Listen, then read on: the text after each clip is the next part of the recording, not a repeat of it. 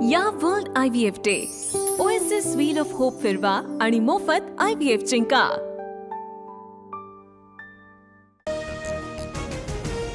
चौथ्या दिवशी मुंबईमध्ये मराठा आंदोलकांची मोठ्या प्रमाणात गर्दी। CSMT BMC परिसरामध्ये आंदोलक मोठ्या प्रमाणात उपस्थित, पोलिसांचा कडेकोट बंदोबस्त।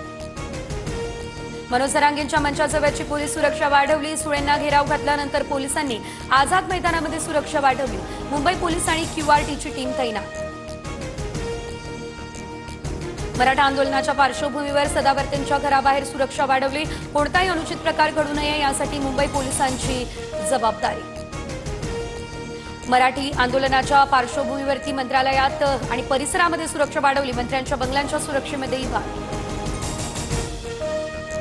मराठा आंदोलकांना काही कमी पडू देणार नाही आणि पडू देऊ नका। जेव्हा गरज पडेल तेव्हा त्यांना अन्न पाणी पुरवा। त्यांच्या राहण्याची आणि त्यांच्या सुरक्षिततेची काळजी घ्या। अमित ठाकरेंचं मनसैनिकांना आवाहन। मनोज जरांगे यांच्या उपोषणाचा चौथा दिवस, तर जरांगे आजपासून पाणी घेणार नाहीत। जरांगेंनी पाणी पीत राहावं, पाणी घेणं सोडू नये, डॉक्टरांचा सल्ला। मराठा आरक्षण उपसमितीच्या सदस्यांची आज पुन्हा बैठक होण्याची शक्यता। बैठकीनंतर उपसमितीचे सदस्य जरांगेंना भेटण्याची शक्यता।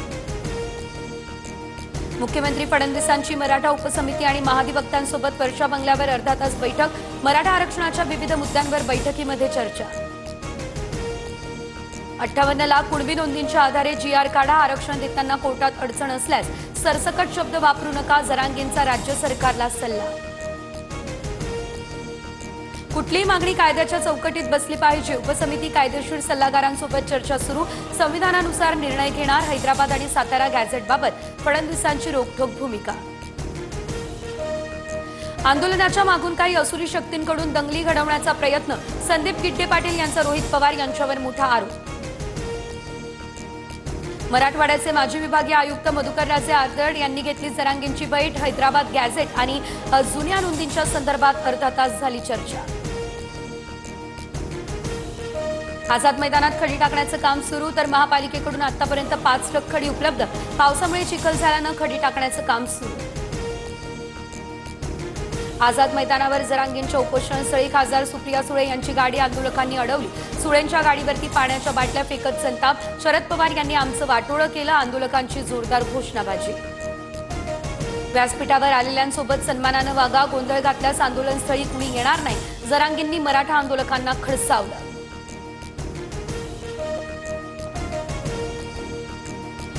आरक्षण कोणामुळे गेलं याची पूर्ण माहिती राज ठाकरेंनी घ्यायला हवी होती। मराठे मुंबईला का आले हे शिंदेंना विचारा। या राज ठाकरेंच्या वक्तव्यानंतर उपमुख्यमंत्री शिंदेंचा पलटवार। मराठा आंदोलनाच्या पार्श्वभूमीवर मुंबईमधल्या वाहतुकीत मोठे बदल। मुंबई पालिका आणि CSMT स्थानकाकडे जाणारे सर्व मार्ग आज बंद। 2 दिवसांपासून बंद असलेला फ्रीवे आज वाहतुकीसाठी मात्र खुला। ईस्टर्न फ्रीवेवरील वाहतूक 2 दिवसांनंतर सुरळीत। मोठ्या प्रमाणात आंदोलकांच्या गाड्या मुंबईच्या दिशेने रवाना। छगन भुजबळ आज मुंबईमध्ये ओबीसी नेत्यांची बैठक घेणार। विविध संघटना आणि समता परिषदेचे महत्त्वाचे पदाधिकारी असणार उपस्थित। ओबीसी पदाधिकाऱ्यांना मुंबईमध्ये येण्याच्या सूचना।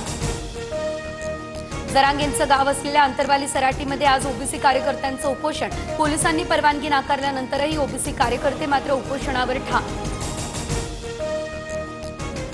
ओबीसी नेत्यांच्या नागपूरमधील साखळी उपोषणाची राज्य सरकारकडून दखल। सरकारचे प्रतिनिधी म्हणून मंत्री पंकज भोयर आंदोलनस्थळी जाणार।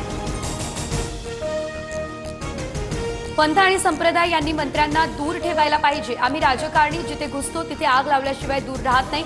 महंत गादीसाठी भांडायला लागतात, मग आम्ही स्थगिती देतो, नितीन गडकरी यांचं वक्तव्य। बिहारमधील पाटण्यात आज राहुल गांधी यांची पदयात्रा। संजय राऊत, जितेंद्र आव्हाड या पदयात्रेमध्ये होणार सहभागी। बिहार या ठिकाणचे मतदार अधिकार यात्रेचा होणार समारोप। भारत चीन रशिया नवीन जागतिक समीकरण। SCO बैठकीमध्ये मोदींचा दहशतवादावर प्रहार। ट्रम्प यांच्या टॅरिफ वाढीनंतर भारत चीन रशिया एकत्र।